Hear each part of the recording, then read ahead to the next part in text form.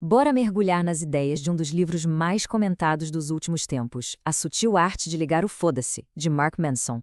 É um livro que basicamente pega tudo o que a gente acha que sabe sobre felicidade e sucesso e vira de ponta cabeça.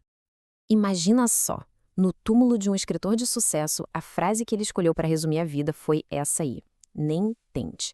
Parece estranho, né? Mas a verdade é que ele só se tornou um sucesso estrondoso porque, de certa forma, ele abraçou a ideia de ser um fracasso.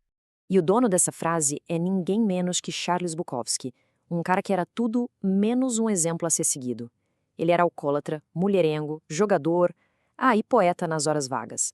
Ele é o ponto de partida perfeito para essa história, justamente por ser o anti-herói que ninguém esperaria encontrar num guia para uma vida melhor.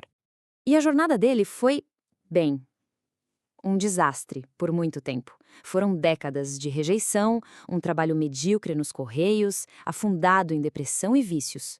Aos 50 anos, uma editora pequena resolveu dar uma chance para ele. E aí, bum, sucesso. Parece a história de superação que a gente adora, né? Só que o motivo do sucesso dele é exatamente o contrário do que a gente costuma ouvir. Aqui está o pulo do gato. O sucesso do Bukowski não veio porque ele tentou ser um vencedor. Veio porque ele era brutalmente honesto sobre ser um perdedor. Ele estava confortável com o próprio fracasso. E essa é a ideia maluca que a gente vai explorar. E se o segredo não for fugir do que é ruim, mas sim aceitar e até abraçar o negativo? Ok, então vamos direto ao ponto. O primeiro grande mito que o livro destrói é a tal da armadilha do pensamento positivo. Essa nossa obsessão cultural por pensar positivo o tempo todo, na verdade, muitas vezes sai pela culatra e nos joga no que o Manson chama de um ciclo vicioso. É o famoso círculo vicioso infernal. Sabe como é? Você se sente ansioso e aí fica ansioso por estar se sentindo ansioso. Ou fica com raiva de alguma coisa e logo depois fica com raiva de si mesmo por ter ficado com raiva. É isso. É uma espiral que só te joga mais para baixo.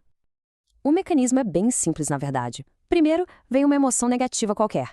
Aí, a gente julga essa emoção, pensa, eu não devia estar sentindo isso. Esse julgamento gera uma segunda camada de ansiedade ou culpa. E no fim, a gente se sente um fracasso total por não conseguir ser a pessoa positiva e feliz que todo mundo parece ser. E claro, as redes sociais jogam gasolina nesse fogo, né? Mostrando um desfile infinito de vidas perfeitas. E aí que vem uma ideia, que parece um nó na cabeça, mas faz todo sentido. O autor diz que o próprio desejo por mais positividade já é uma experiência negativa. E no maior estilo paradoxal, aceitar uma experiência negativa é, em si, uma experiência positiva. O filósofo Alan Watts já falava algo parecido. Ele chamava de a lei do esforço invertido. Funciona assim: quanto mais a gente corre atrás de se sentir bem, mais a gente reforça a ideia de que não estamos bem. Isso só gera mais estresse. Por outro lado, quando a gente simplesmente aceita um sentimento ruim, sem julgamento, a gente quebra o ciclo. A grande sacada, então, é parar de correr atrás da borboleta da felicidade. É deixar ela pousar quando tiver que pousar. Isso já emenda direto no nosso segundo mito. Aquela ideia de que a felicidade é um objetivo final, sabe? Um lugar onde a gente chega e não tem mais problemas. E para ajudar a gente a entender isso, o Manson cria um personagem, digamos, inusitado. O Panda da Desilusão. Ele é tipo um super-herói que não vem para salvar o dia, mas para falar umas verdades bem duras que a gente precisa ouvir. Ele é a voz que nos lembra que o sofrimento, na verdade, tem uma função. E a grande sabedoria do Panda é essa: problemas nunca acabam. Eles só mudam de nome, ou, como ele diz, são aprimorados. O sofrimento não é um defeito de fábrica da vida, sabe? É uma ferramenta, é o que nos cutuca para a gente sair do lugar e mudar alguma coisa. Ou seja, a felicidade não é ter uma vida sem problemas. Pelo contrário, a felicidade está no processo de arregaçar as mangas e resolver os problemas.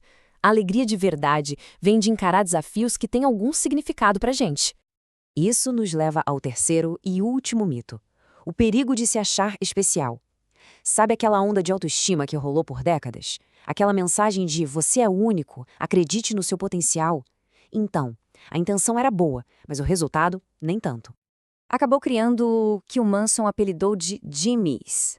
O Jimmy é aquele tipo de pessoa que tem uma autoestima completamente inflada, delirante. Ele se acha um gênio, um empreendedor visionário, mas na prática não faz nada. É só papo. E o pior, é incapaz de olhar para os próprios erros. O perfil do Jimmy é bem claro. Acha que merece tudo sem esforço. Vive falando das ideias incríveis que nunca saem do papel, e se alguém critica, a culpa é dos haters ou da inveja alheia. Essa confiança toda não é alto valor de verdade. É só arrogância, uma casca bem frágil para se proteger da realidade. Então, qual é a alternativa? Bom, o verdadeiro valor de uma pessoa não está em como ela se sente bem com suas qualidades, mas sim em como ela lida com os seus defeitos. É ter a coragem de olhar para as próprias falhas com honestidade e, mais importante, fazer algo a respeito. Certo, vamos juntar as peças. Se a dor na vida é inevitável, e se a gente não é tão especial e único assim, o que sobra? O que realmente importa? A chave para uma boa vida, segundo o livro, é responder a uma pergunta fundamental. E a pergunta é essa: não é o que você quer aproveitar, mas sim que dor você está disposto a suportar, pelo que vale a pena lutar. Essa pergunta é muito mais poderosa para definir o rumo de uma vida. Pensa bem, todo mundo quer o resultado final, a recompensa, mas pouca gente quer a luta, o processo. É fácil querer ser um astro do rock e ter a fama, mas é difícil aguentar anos de ensaio, shows pra ninguém e um monte de não na cara. A gente precisa se apaixonar pelo processo, não só pelo prêmio. No fim das contas, é isso. Uma vida com significado não é sobre evitar problemas. É sobre encontrar os problemas que a gente tem prazer em resolver. As lutas que escolhemos encarar é que vão definir os nossos sucessos. Então a grande pergunta que fica é: qual é a luta que vale a pena para você?